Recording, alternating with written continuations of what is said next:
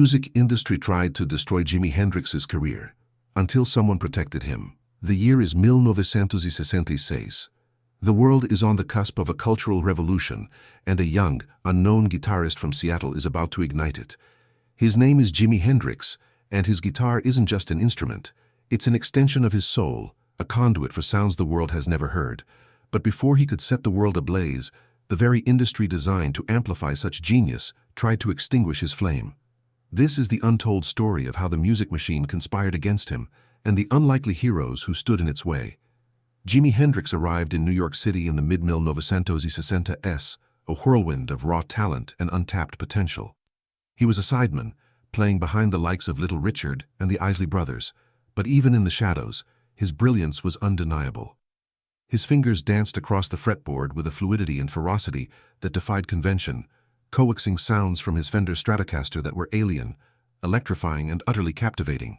Yet, the American music industry, a behemoth built on rigid structures and racial divides, simply didn't know what to do with him. The first and most insidious weapon wielded against Hendrix was racial discrimination.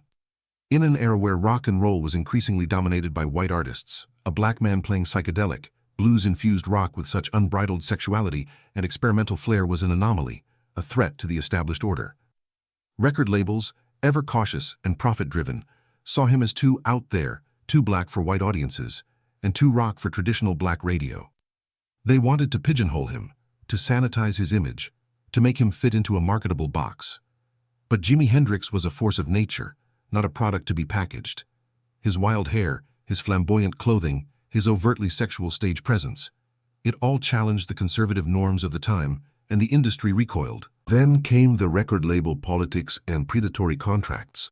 Before his meteoric rise, Jimi, then known as Jimmy James, signed a disastrous contract with PPX Enterprises, run by a man named Ed Chalpin. In exchange for a mere dollar and a small percentage of future royalties, Chalpin claimed exclusive rights to Hendrix's recordings for 3 years. This seemingly innocuous agreement, signed out of desperation by a struggling musician, would become a legal albatross around Jimi's neck for years, threatening to derail his career at its peak. Chalpin saw a young, naive artist and exploited his hunger for a break, binding him in a web of legal clauses that would later be used to extort money and control. The industry's attempts to control his artistic vision were equally suffocating. They wanted him to play the hits, to conform to radio-friendly formats, to tone down his experimental impulses. But Jimi was an artist, not an entertainer. He saw music as a boundless canvas, a medium for exploring new dimensions of sound and emotion.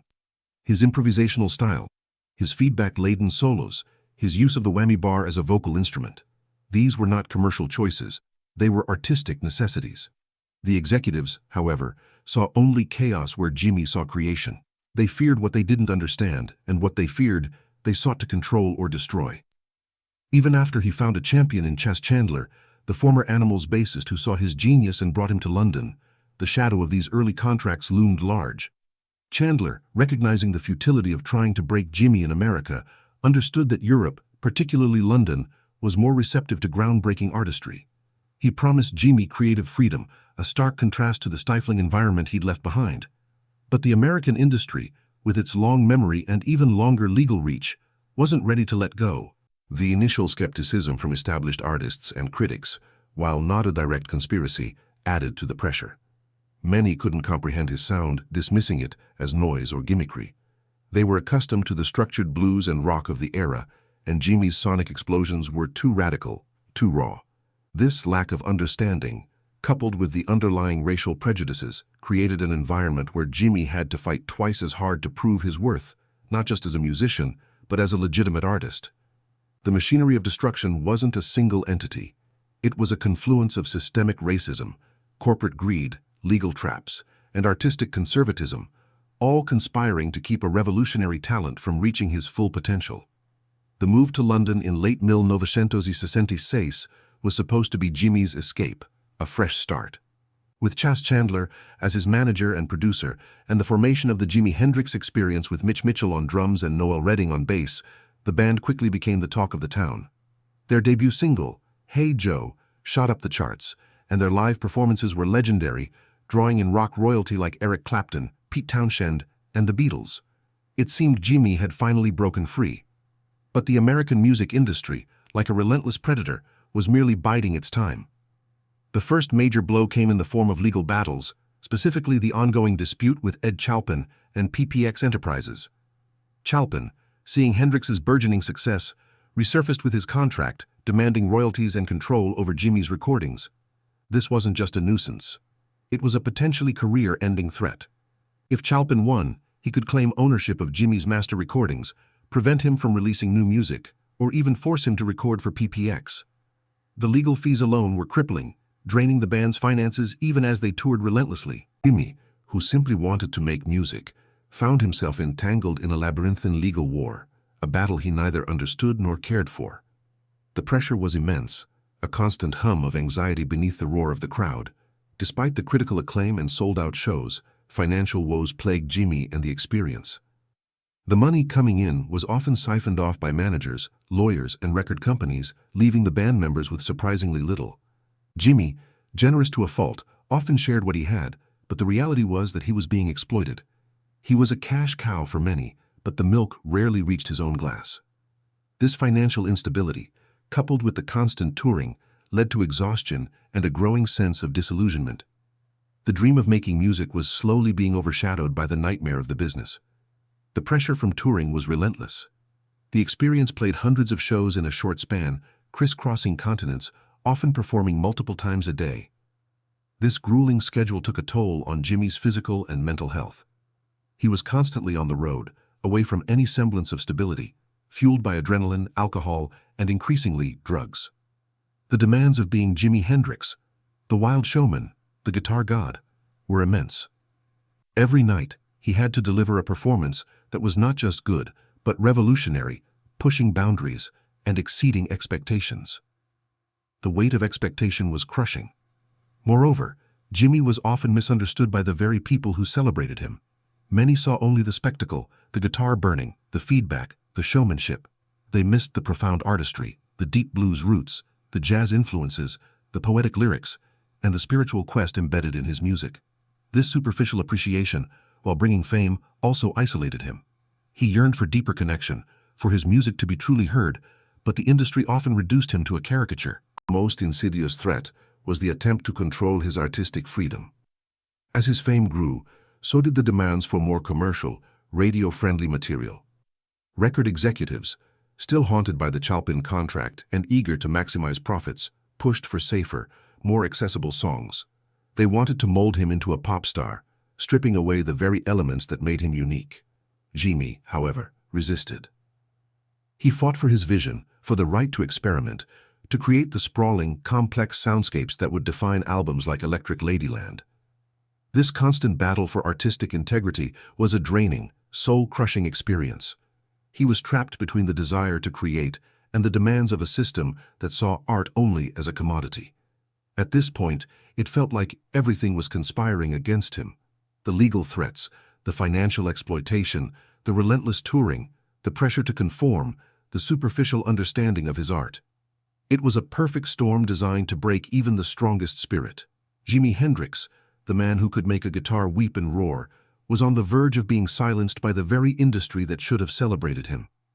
If you're finding this deep dive into Jimi Hendrix's struggles and triumphs as compelling as we are, make sure you don't miss any more stories like this. Take a moment right now to subscribe to our channel.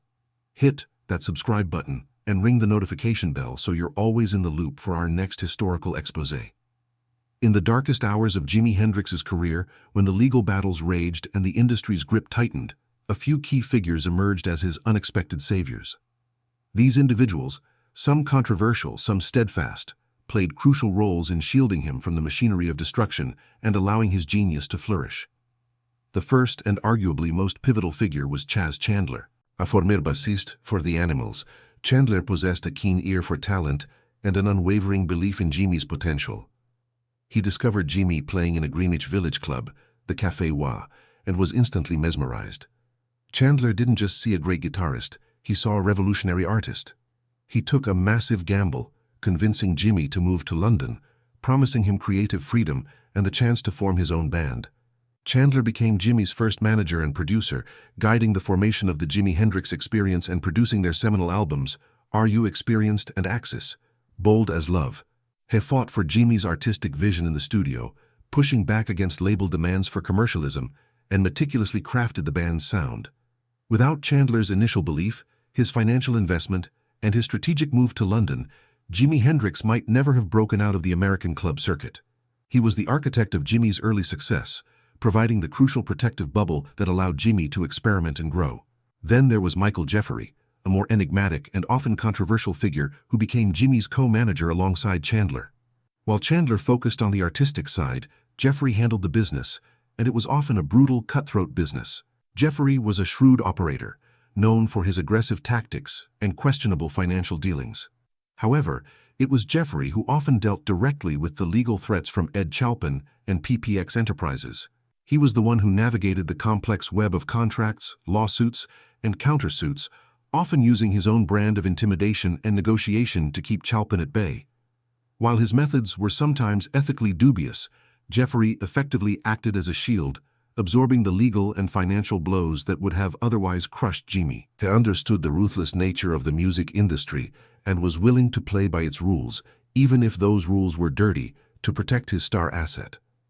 Without Jeffrey's willingness to engage in the legal trench warfare, Jimi might have been tied up in court for years, unable to record or tour freely. Beyond his managers, Jimi found support and protection from his bandmates, Mitch Mitchell and Noel Redding. They were more than just musicians. They were his brothers in arms, enduring the grueling tours, the financial uncertainties, and the immense pressure alongside him. Their unwavering musical support allowed Jimi to push boundaries on stage and in the studio. They were the foundation upon which his sonic explorations were built, providing a stable, powerful rhythm section that could keep up with his improvisational genius. Their presence provided a sense of camaraderie and stability in an otherwise chaotic world, a small, tight-knit unit against the vast, impersonal industry. Even other musicians championed him. When Jimi first arrived in London, his talent was so undeniable that established stars like Eric Clapton, Pete Townshend, and Paul McCartney immediately recognized his genius. They attended his early shows, spread the word, and lent their credibility to his burgeoning career. This peer validation was crucial, helping to silence the initial skepticism and open doors that might otherwise have remained closed. They saw beyond the spectacle to the pure, unadulterated artistry, and their endorsement helped solidify his reputation as a legitimate, groundbreaking musician. Perhaps less direct but equally important was the role of Linda Keith. It was Keith, then Keith Richards' girlfriend, who first spotted Jimi in New York and introduced him to Chas Chandler. Her belief in his talent was instrumental in connecting him with the person who would ultimately launch his international career. She saw the spark before anyone else and acted as a crucial catalyst, setting in motion the chain of events that would lead to his global stardom. These individuals, in their various capacities, formed a protective barrier around Jimi Hendrix. Chandler provided the artistic vision and initial launchpad. Jeffrey handled the brutal business and legal battles. His bandmates offered musical and emotional solidarity, and fellow musicians provided crucial validation. Together, they intervened against the industry's attempts to control, exploit, and ultimately destroy Jimi's career, allowing him the space and freedom to become the legend he was destined to be. What do you think about these figures? Do you believe their actions were truly selfless, or were they also driven by their own ambitions? Share your thoughts and leave a comment below.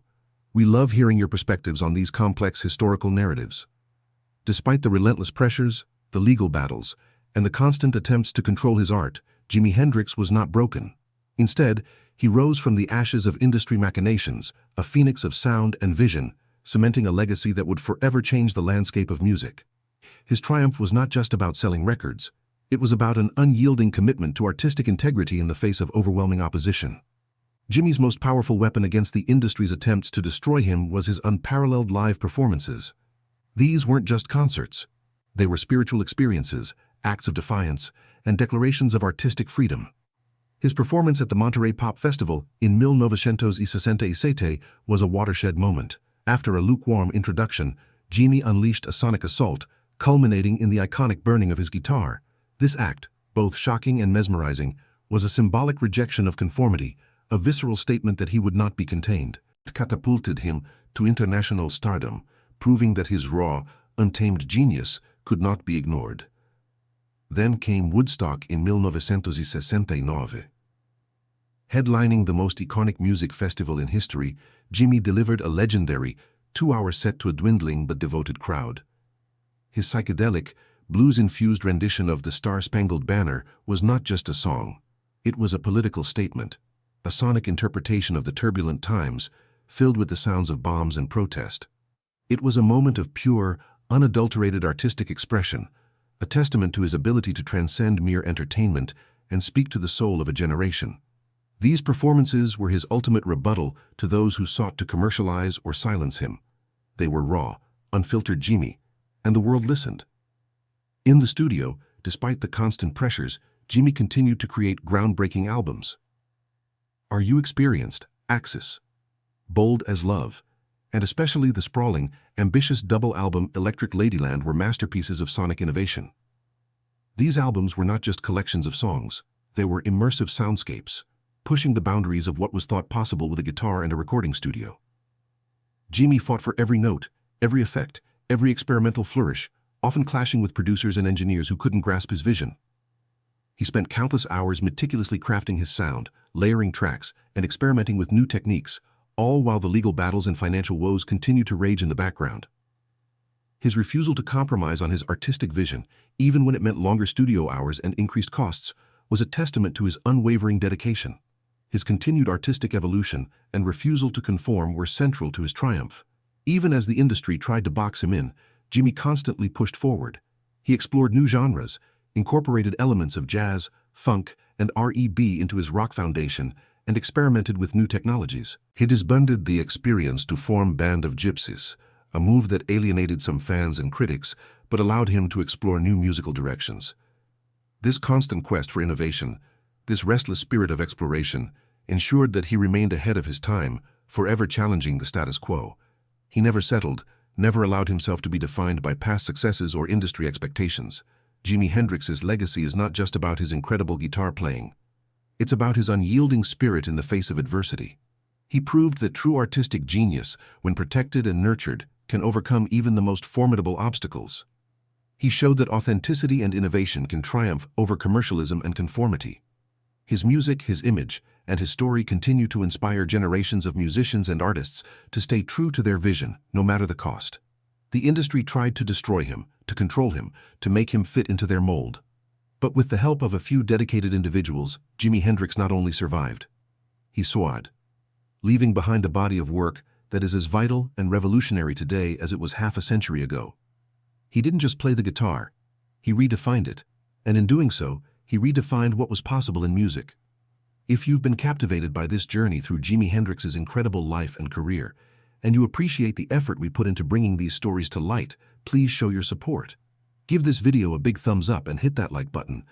It helps us know you want more content like this. Jimi Hendrix's story is a powerful reminder that genius often faces its greatest battles not on the stage, but behind the scenes. It's a testament to the enduring power of art and the courage of those who dare to create it, even when the world tries to silence them. What part of Jimi's struggle or triumph resonated most with you? Share your thoughts, memories, or favorite Hendrix songs in the comments below. We love engaging with our community and hearing how these legends continue to impact your lives.